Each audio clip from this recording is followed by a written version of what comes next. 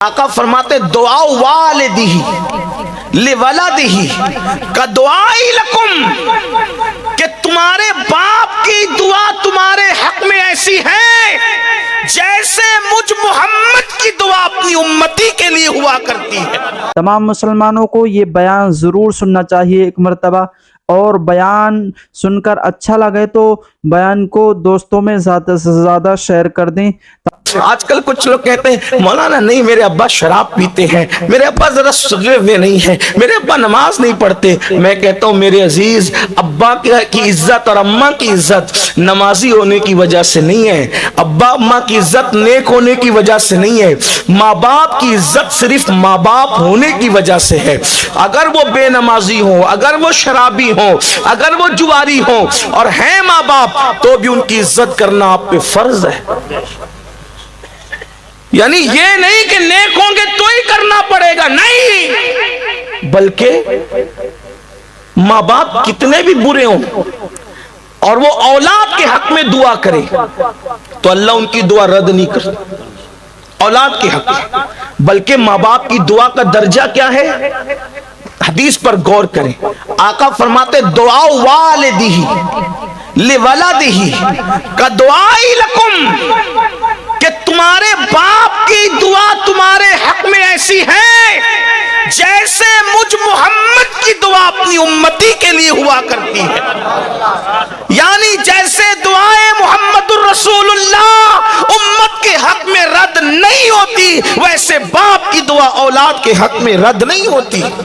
لوگ ادھر ادھر پھرتے رہتے ہیں، لوگ ادھر ادھر پھرتے رہتے ہیں، حضرت دعا کر دو، حضرت دعا، ارے سب کی دعا لو، میں منع نہیں کرتا، لیکن کتنا بھی بڑا آدمی، کتنا بھی نیک متقی کعبے کا غلاف پکڑ کے دعا کرے، وہ اللہ بے نیاز ہے، چاہے تو قبول کرے گا چاہے تو رد کرے گا، کسی کی بھی دعا قبول ہوگی یا رد ہوگی، لیکن اللہ کے رسول نے گارنٹی دی ہے، ایک دعا ایسی ہے جو تمہارے حق میں کبھی رد نہیں ہو سکتی، اور وہ تمہارے ماں باپ کی دعا ہے۔ ادھر الفاظ پورے نہیں ہوتے، ادھر اللہ قبول فرما لیتا۔ حدیث پاک میں آتا ہے، حدیث پاک میں آتا ہے، ایک مرتبہ حضرت موسیٰ کلیم علیہ السلام جنگل کا سفر کر رہے تھے، جنگل کا سفر کرتے ہوئے تھک گئے تو اللہ سے کہا اللہ میں تھک گیا، میرے لیے سواری کا انتظام کر۔ تو ارشاد ہوا موسیٰ تشریف لے جائیں تھوڑا آگے، ایک بندہ ملے گا اس سے یہ بات کہو۔ حضرت موسیٰ کلیم گئے تو کیا دیکھا؟ ایک بندہ ہے، نارمل سا سادہ سا بندہ ہے، اس سے کہا اللہ کے بندے میرے لیے سواری کا انتظام کر دے۔ اس نے ہاتھ اٹھائے، عرض کی اللہ بادل زمین پہ بھیج تاکہ تیرے اس بندے کے لیے میں سواری کا انتظام کر سکوں۔ ہاتھ اٹھا کے دعا کرنا تھا، بادل زمین پہ آ گیا، کہا کہ اے اللہ کے بندے، اے مسافر، یہ بادل حاضر ہے، آپ جہاں چاہیں گے یہ بادل آپ کو لے جائے گا۔ آپ بادل پر سوار ہو گئے، بادل پھر اڑنے لگا۔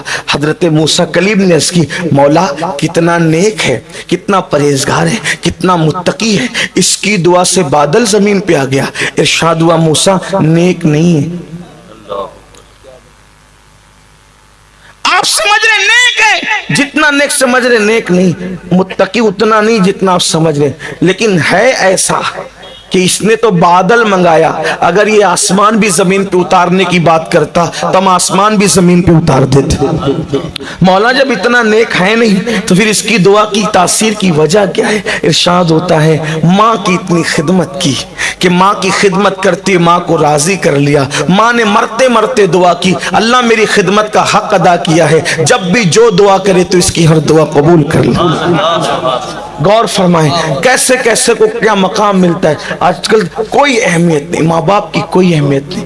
آج یہ بھی کہ نہیں ہم تو انہیں کیا سمجھتا ہے، اے بڈھے ہو گئے ان کو کیا سمجھ، بلکہ ان کو تو جھڑکیاں دی جاتی ہیں۔ اللہ کے رسول علیہ السلام فرماتے ہیں جس نے اپنے ماں یا باپ کے سامنے ایک بار اونچی آواز سے، صرف ایک بار اونچی آواز سے بات کی، انجام کیا؟ سرکار غریب نواز اپنے ملفوظات میں حدیث بیان کرتے ہیں کہ ایک بندہ آئے گا اللہ کی بارگاہ میں قیامت کے دن، اور اس کے نام اعمال میں پہاڑوں جیسی نیکی ہوگی، پہاڑوں جیسی، شاید ہی کوئی نیکی ہو جو اس نے نہ کی ہو، نیکیاں نیکیاں نیکیاں نیکیاں اور نیکیاں ہی نیکیاں۔ پھر کیا ہوگا؟ اس کی نیکیاں جب میزان پہ رکھی جائے گی تو میزان بھر جائے گا اس کی نیکیوں سے، وہ خوش ہو رہا ہوگا، بس ابھی حکم ہوگا کہ میں جنت میں جاؤں گا، ابھی اذن ملے گا کہ میں جنت میں جاؤں گا۔